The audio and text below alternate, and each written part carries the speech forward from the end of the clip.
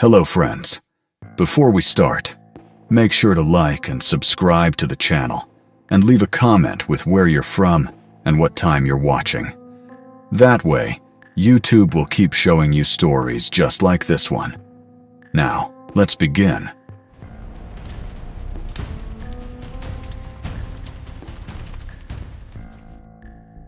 When I was a kid, my family lived in a house in Grand Junction. Before we moved in, the landlord told my parents something unsettling. There used to be a pool in the backyard, and years earlier, their young daughter had drowned in it. The house meant a lot to them, and they made it pretty clear that we needed to take care of property, as it was extremely sentimental and wanted nothing changed. The pool was buried by the time we lived there, not removed, but buried. The concrete foundation of the pool was still there. The outline of the pool could be seen because the grass never grew right. At the time, my sisters and I were too young to really understand, so my parents didn't tell us at the time. My parents didn't tell us much, and we didn't ask. Still, strange things happened in that house, things we noticed, but didn't question until much later. We had a home alarm system that would chime out loud whenever a door opened. It didn't just beep, it announced the door. For example, ding, ding, garage door, or ding, ding, front door. The back door, which used to lead to the pool, was still labeled in the system as pool door. Late at night, when everyone was asleep, the alarm would suddenly go off. Ding, ding, pool door. Every bedroom in the house was close together. You could hear if someone got up, walked down the hall, or went into the kitchen, but no one ever did. My parents would get up to check, and the back door would actually be open. This didn't happen once.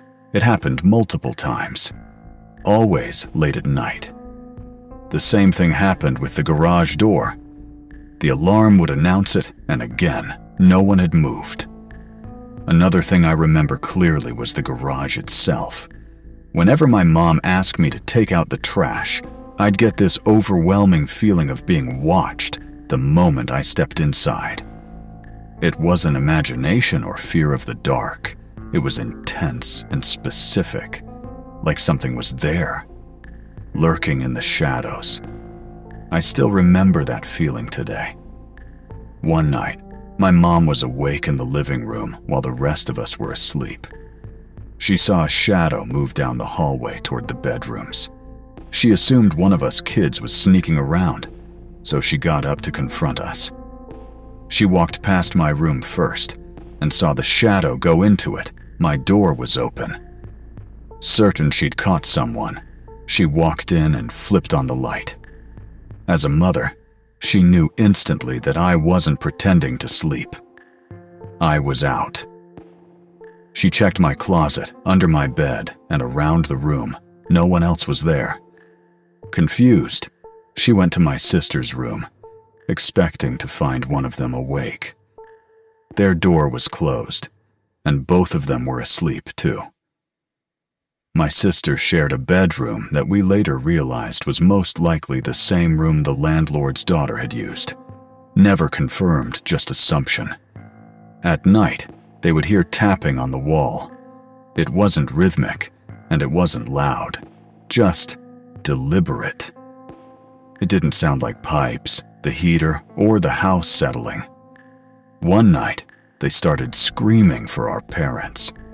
Over and over they kept saying, "Someone is knocking. Someone is knocking." They were screaming so loud, I woke up and made my way to their room after hearing my parents rush out of their room into my sister's. We could hear it too. My dad always told us it was the heater or the pipes, and because we were kids, we believed him. Years later, when we talked about it again, he admitted the truth. He only said that because we were young. He never had an explanation for the sound. Cabinets and drawers also opened on their own from time to time. It became part of the background of the house, unsettling, but never explained. Eventually, my older brother came to live with us. He stayed in the room farthest from the rest of the bedrooms, on the opposite side of the house near the living room, which primarily served as an office. That room had large windows that looked directly out into the backyard, toward where the pool used to be. Note: my parents, same as myself and sisters, didn't tell my oldest brother anything about the history of the house. He is 10 to 11 years older than my sisters and I. One weekend night, the rest of the family was in the living room watching TV. My brother had only lived there for a few weeks at this point. Suddenly came out of his room fast, pale, shaken, and genuinely terrified. He said, "Mom, there's someone in the backyard." My dad immediately went outside to check. There was nothing there. My brother claimed he always felt watched in that room, assuming something like what I felt in the garage, where your body tingles, stomach drops, and the hairs stand up on your arms and neck. My mom, already uneasy from her own experiences, contacted the landlord and told them everything that had been happening. She asked if they had experienced anything while living there themselves. Not long after that conversation, the landlords decided not to renew our lease and told us they were moving back into the house, even requesting if we'd be willing to move out early. They didn't argue or seem surprised, just quiet and distant. My parents always assumed the loss of their daughter had changed them deeply. We moved out not long after. Years later, when we were older, we were debating whether or not we believed in ghost or paranormal activity. Then my parents finally told us what they had seen and heard while living in that house. What made it worse was that our stories matched feelings, moments, details, without us ever knowing the full history at the time. Even now, telling it gives me chills. Writing it brings back that same familiar feeling. The one I had in the garage, the one that made the house feel like it was never truly empty.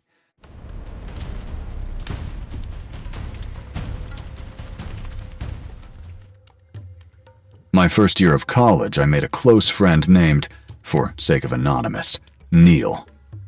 We got super close, and eventually he asked if I wanted to go on a week-long vacation in Maine.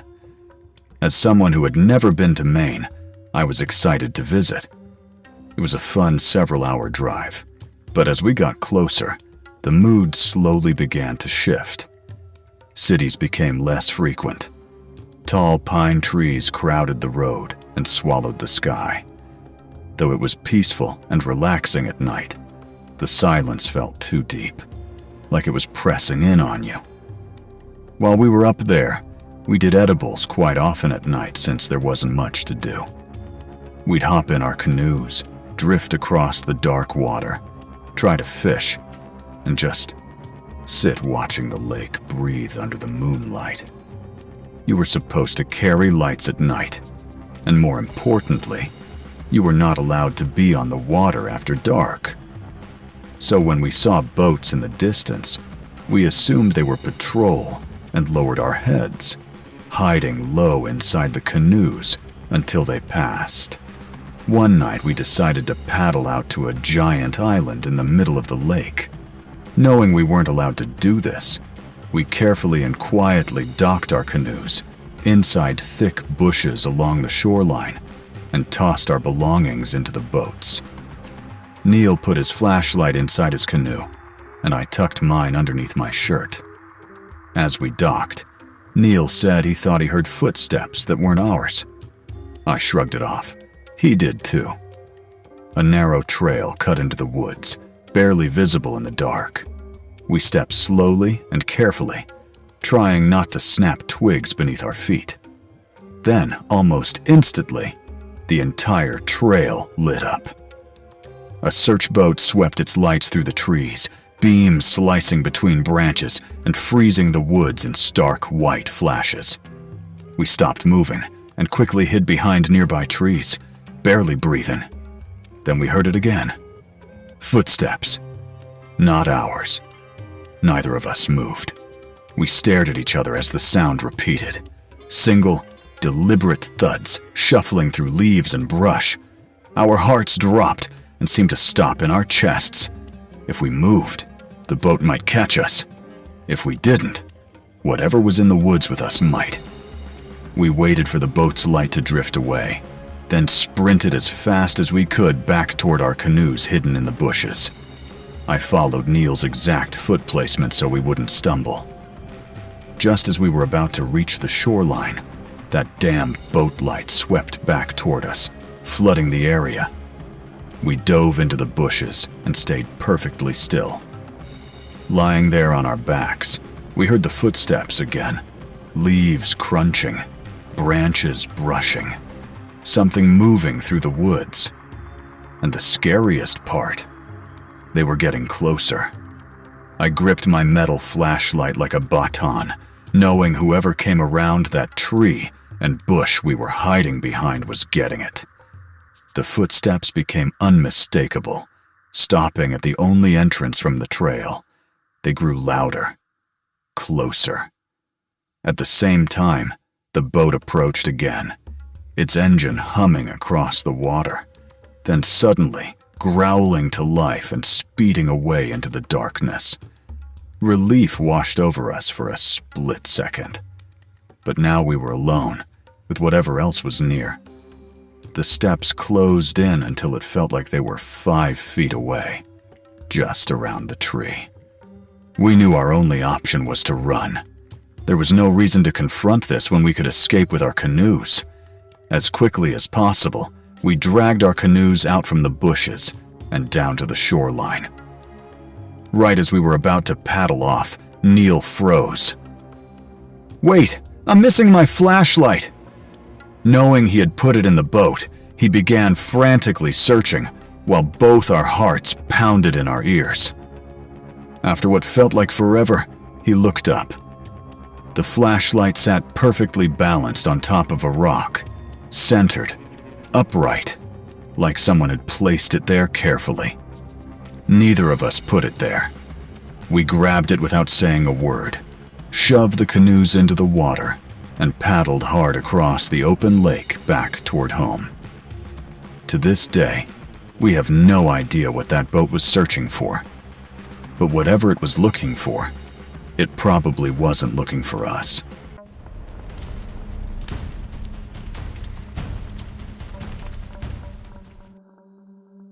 I've lived in this house for my whole life.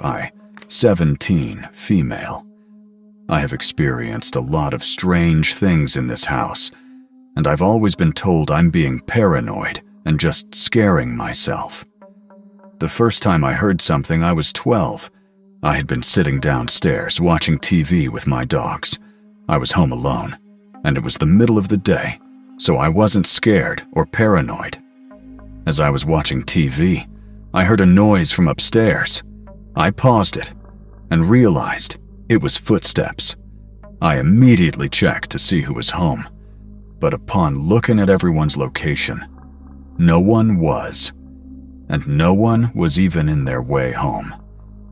Even though it creeped me out, I still went upstairs and checked all the rooms. However, I found nothing when I went upstairs and searched. I told my mom about it, and she said when she's home alone downstairs, she's heard the same. Everyone else put it down to house noises or my cat walking around. My cat was lighter than a feather and didn't make a sound when she walked, and I could hear the floor creaking and the sound of feet pressing against the floor, matching each creak. The sound started in the hallway above me and went towards all the bedrooms down the end. I heard it a few more times after that, but never found anything. When I was around 14 or 15, I had been laying in bed one night, about to fall asleep. I did not have a fan or anything turned on in the room, so it was dead silent. Right as I was about to fall asleep, my brain picked up on something before I even knew what was happening. I stayed silent, just listening. And that's when I heard it. My bed is quite tall, with nothing underneath it, leaving it as open space. Near the edge of the bed, opposite side to me, I could hear breathing. It was extremely human. Like breathing, and it went on for probably half an hour before the room got quiet again. I soon fell asleep, brushing it off as my imagination or an animal, but it still makes me shiver to this day, just thinking about it. April last year, me and my sister-in-law were home alone. My parents and sister had gone away for the weekend, and my brother was out with his friends. Me and my SIL decided to have a few drinks, do each other's makeup, and vlog. As we are just joking around the video recording, there is an extremely loud bang. The bang was coming from outside at the garage door, and it's almost like someone was trying to pull it up and then started banging on it. We first immediately froze, and then I got up after 30 seconds and went to the front door to see what it was, but there was literally nothing. We checked the whole house. Nothing had fallen over, no animals, and my dogs were at the fence barking. My parents checked the doorbell feed, and you couldn't see the garage from the camera. My parents soon got cameras for the rest of the house to make sure if something happened, we knew what it was. After my parents had all the cameras installed, nothing happened again, until conveniently, the cameras had gone flat, and my parents hadn't charged them in a few weeks, simply just forgetting to. I had been left home alone again. My family wasn't getting back until late, but I wasn't bothered. Until I started hearing stuff, the first noises came from the back deck, which I can see from the window in my bedroom. The light was off, so I didn't have a good view. But I heard something get knocked over. It frightened me, but I just assumed it was an animal. And then I heard the back sliding door. Not only did I hear it slide, I heard the handle on it click. Obviously, I'm shitting myself now, but I just froze, unsure what it actually was. And then I heard footsteps again. I swiftly got up to lock my bedroom door, and I just listened. I heard the footsteps fade and the back door again, and I quickly ran out of my room to check the doors. As I was standing by the front door, I heard a noise. It was breathing. I froze in place as my heart sank, and I just listened. I didn't hear it again. And right as I was about to laugh at myself for making up noises, I heard it again, but this time louder, and I could tell it was a female. Before I even gave it a second thought, I ran to my room, slamming the door and locking it. I called my auntie and uncle who live a minute up the road from me, and they came over immediately, checking the house, but didn't find a thing. My parents just told me I was paranoid and scaring myself, which I ended up believing. Until a few weeks after I'm home alone again, I was on FaceTime with a friend and had my door open when I started hearing something. I went quiet and told my friend to be quiet while I listened.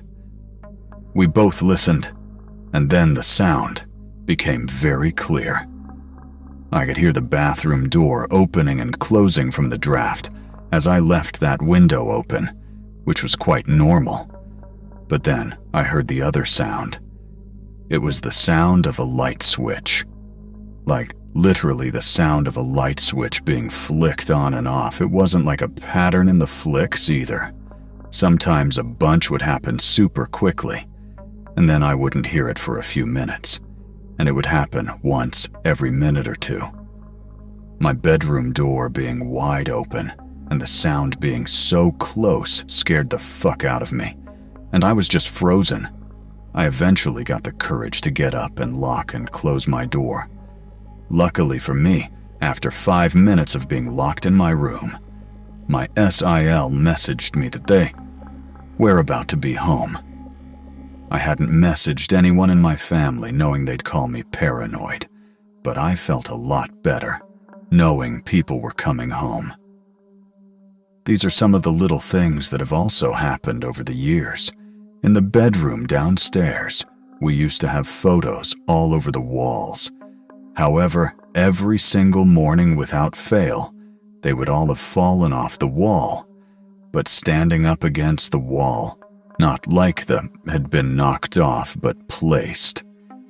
We have a massive window in the lounge room, and everyone that has slept under it had reported having a dream about a man just staring through the window, even if they had never heard the story before about it. One night, I had fallen asleep on the couch with my dog, and he woke me up around 3 a.m., crying.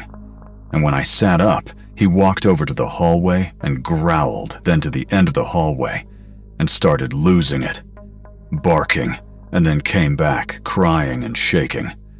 One time, me and my best friend were having a sleepover, and it was around 1 a.m., and I got up for the toilet, and my sister's door was open, and I noticed a doll staring at me, and I told my best friend not to look at it too long when she went to go to the toilet, and she came back in, asking what doll.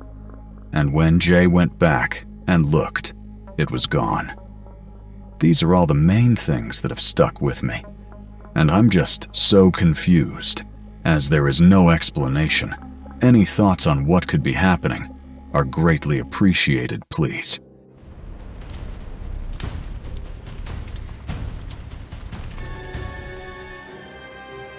First of all, sorry for my English. It's not my first language. I grew up in a very religious family. My grandfather on my dad's side was a pastor, so nobody in my family believes in aliens, ghosts, or anything paranormal. That said, my dad and my aunt have a story that no one has ever been able to explain. According to my dad, in 1978, when he was about 6 years old, and my aunt was 3, they were alone in the living room one afternoon, while my grandmother was on the backyard washing clothes. Suddenly, my aunt saw something through the window and screamed. My dad looked and saw something that looked like a man in the garden. My dad was lying on the couch and realized he couldn't move. My aunt was also terrified and unable to move. My dad describes the feeling as if he was floating. The thing started getting closer by jumping. It jumped over the wall, then over the gate, and then over the low wall of the porch, ending up right in front of the house. Both of them felt like the man was speaking directly inside their heads, but neither of them remembers what was said. When it reached the window, it jumped high onto the roof. Only then were they able to move again. They ran outside and saw the man standing on the roof, looking at them, still speaking something they don't remember. Then it seemed to slide backward and suddenly disappeared. The whole thing lasted maybe 2 or 3 minutes. After it vanished, my aunt started crying and had even wet herself from fear. My dad ran to get my grandmother, but she said she hadn't seen anything. When my grandmother asked my aunt what had happened, my aunt said she had seen God. According to my dad, it was a humanoid being, short and thin, with a head that was too big for its body.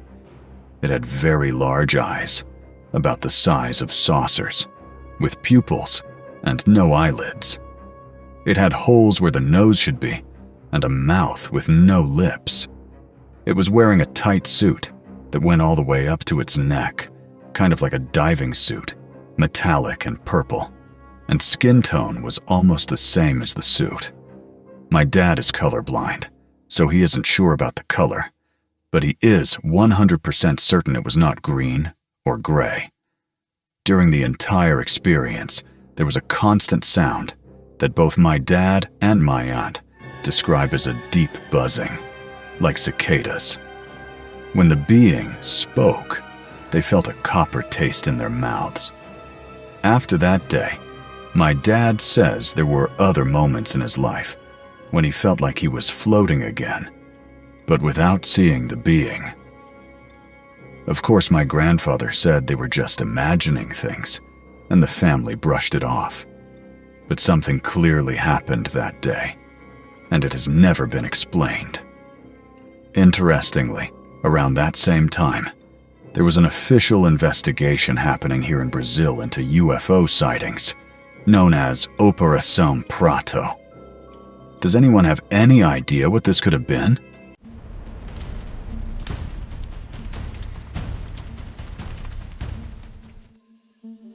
My name is Nathan Cole, and I work night security at a corporate office building in downtown Chicago.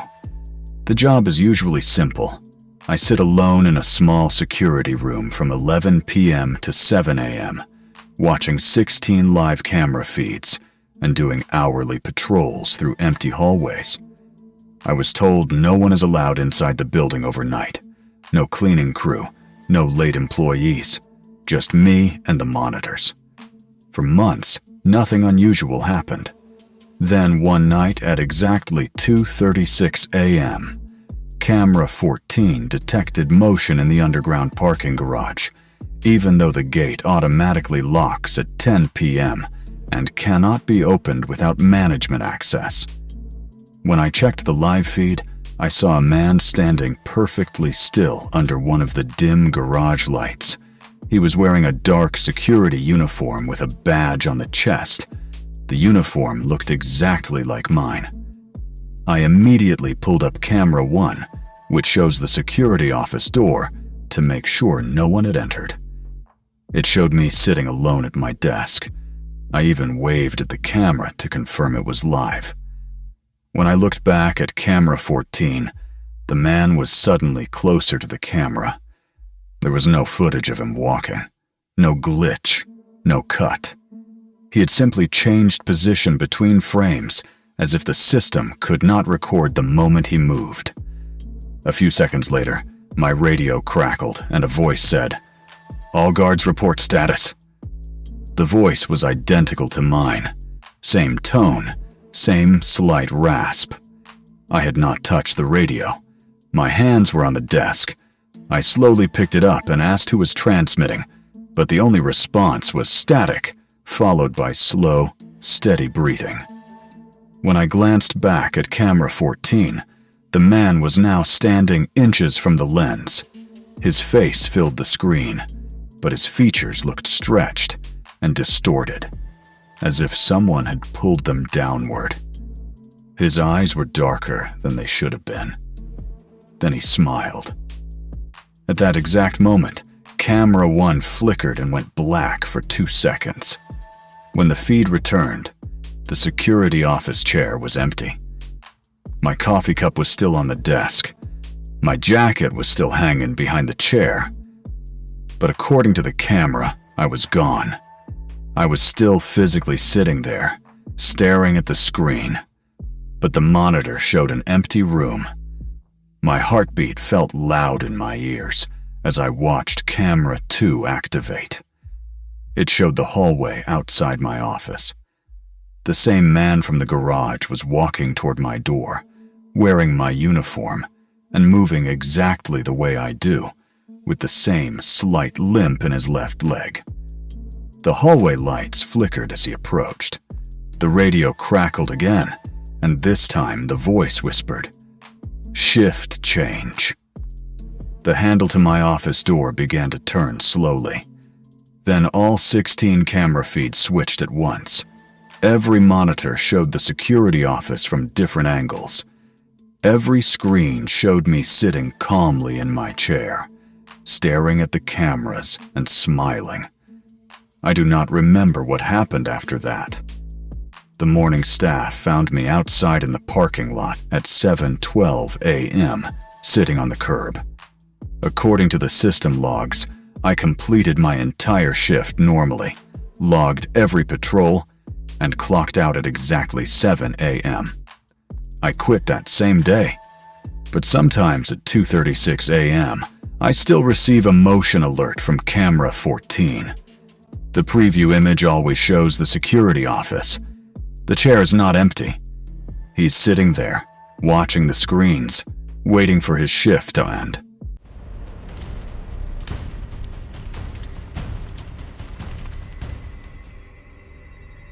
There was a time I heard someone or something in my sister's room in the middle of the night, but I still can't explain it. I was around 13 at the time of the incident, and I had a lot of time to waste since it was summer break, and therefore I decided it would be best to spend my nights staying up late in the night to enjoy my summer without the constant noise from my family. Not saying I don't love them, of course. Anyways, it was probably around 12 in the morning this all took place, and was raining pretty heavily outside. I was enjoying my night with the loud rain and my book, and then I heard it. My sister's door leading to the backyard was unlocked by someone. I put my book down before lifting my head to try to listen in better. That's when it began to move things on her desk, which at the time my sister had a lot of pens and pencils and little gadgets on her desk from school, which were all being knocked around. At this point, I started believing it was in my head, or noise from the rain, which is when I decided to sit up completely and put my ear to the wall. That's when I heard them. It was two people, a man and a woman. They were speaking in some weird, distorted English that I couldn't make out. That's when I assumed it was my sister and her boyfriend, at the time deciding to stay here instead of his place. I sent her a message asking her if she was home. Soon after, she messaged me back saying, "No, she's not." In that moment, I heard her closet door open, and her clothes on the hangers began moving around. And before I could hear more, I got more messages from my sister. I picked up my phone and saw she messaged me to go to my parents' room. I knew she was right, so I got up and walked over to my door and began to shake, thinking about needing to pass my sister's room to go to my parents'. I was scared, but I was prepared for whatever was to come. Now for this next part, keep in mind, anytime my sister would leave the house, she always closed her bedroom door. I took a deep breath and opened the door and dashed out, but not before my curiosity won over, and I turned my head to the right to then see her door open and what I feel to have been a shadow. I made it safely to my parents' room as I woke them up, and my sister came home with her boyfriend. They checked the back. They noticed the fence had a broken piece with a brick on either side, almost as a stepping stool for something or someone to get over it. They came back into the room as my parents were scolding me, blaming this happening for not praying to God. I wasn't religious at the time, but I sure as heck am now. My sister told my parents that nothing looked out of place, and the door wasn't unlocked, nor the windows. I don't know, maybe my sister's room was just haunted. There was always something happening in there. What I do know is my heart and my unease still remains the same as that day's anytime I mention this story. Even now, as I write this, my heart feels heavy, and my throat feels swollen shut. But I just needed to get this out. Thank you for listening to my real story. And please, if you know what I heard, let me know.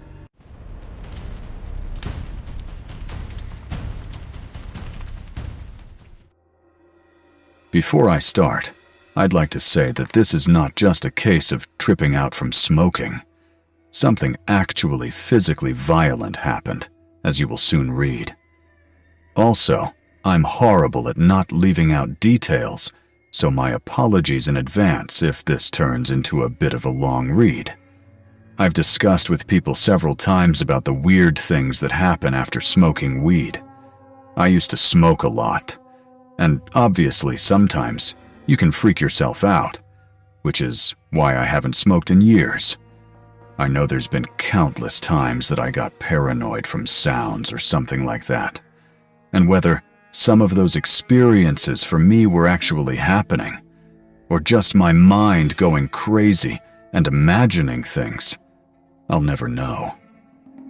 There have been a few times, however, when these weird occurrences were experienced simultaneously with friends, as we would immediately lock eyes in terror without a word being shared between us.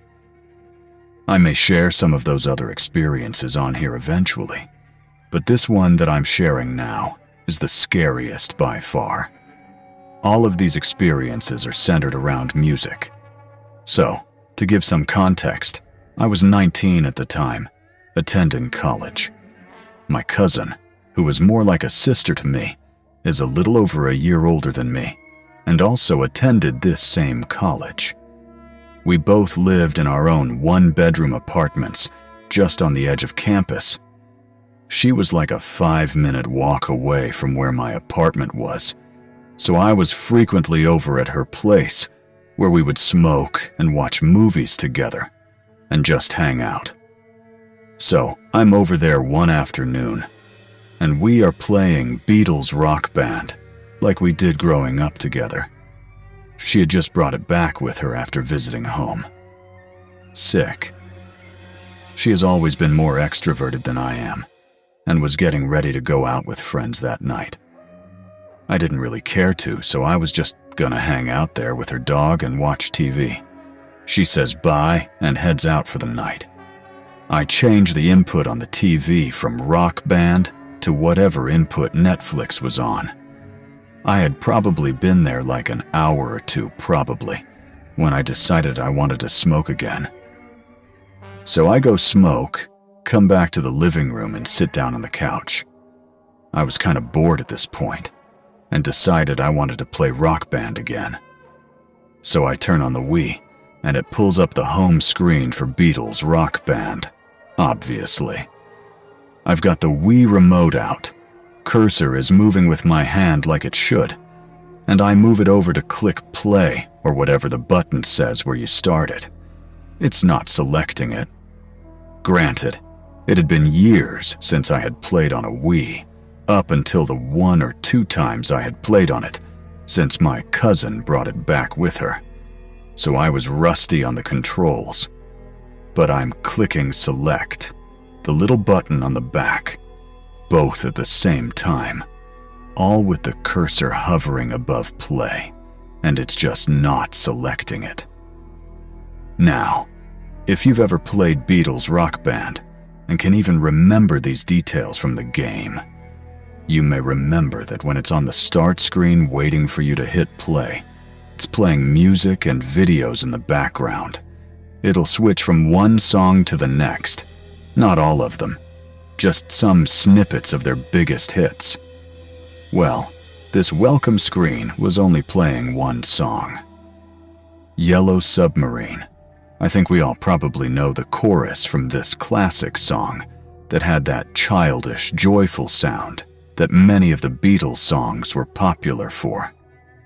We all live in a yellow submarine, a yellow submarine, a yellow submarine, over again a few times before the different verses are sung. After a few minutes of being completely confused by the remote's lack of working, I gave up. I hadn't really been paying attention to what song was playing this whole time while I was trying to figure out the remote. I looked up at the screen and was almost immediately thrown into a trance. The background screen was mostly black, with little white dots that looked like stars in space, softly floating around with the big Beatles Rock Band logo in the middle, and the different options to play, or exit, or whatever else there was. Yes, I know I was high, so it's easy to get hyper-fixated on things, but this quickly turned into something else entirely.